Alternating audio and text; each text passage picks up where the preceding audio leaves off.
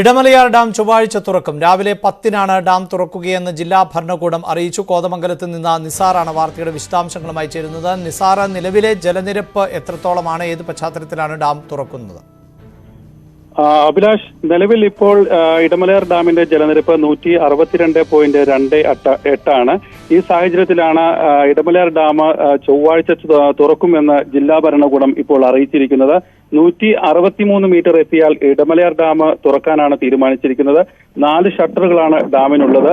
ഇതിന്റെ 2 ഷട്ടറുകൾ 50 സെന്റിമീറ്റർ വീതം തുറക്കുമെന്നാണ് ഉദ്യോഗസ്ഥർ അറിയിച്ചിരിക്കുന്നത്.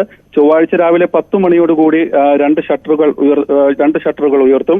169 മീറ്ററാണ് ഡാമിന്റെ പരമാവധി ജലസംഭരണ ശേഷി. ഇത് ഇപ്പോൾ 162.28 എത്തിയിരിക്കുകയാണ്. പൊതുവെ മഴയ്ക്ക് ശമനമുണ്ടെങ്കിലും ഡാമിന്റെ വൃഷ്ടിപ്രദേശങ്ങളിലും ഇടയ്ക്കിടെ മഴ ശക്തമായി തുടരുന്നതിനാൽ ജലനിരപ്പ് ഉയർന്നു തന്നെയാണ് നിൽക്കുന്നത്. ഡാമിലേക്കുള്ള നീരൊഴുക്കിന് ഇന്നലത്തെ അപേക്ഷിച്ച് അല്പം ഇന്ന് കുറവുണ്ട് എന്നാണ് ഉദ്യോഗസ്ഥർ പറയുന്നത്. ഡാം തുറക്കേണ്ടി വന്നാലും എല്ലാ മുന്നൊരുക്കങ്ങളും ജില്ലാ ഭരണകൂടത്തിന്റെ നേതൃത്വത്തിൽ എടുത്തിട്ടുണ്ട്.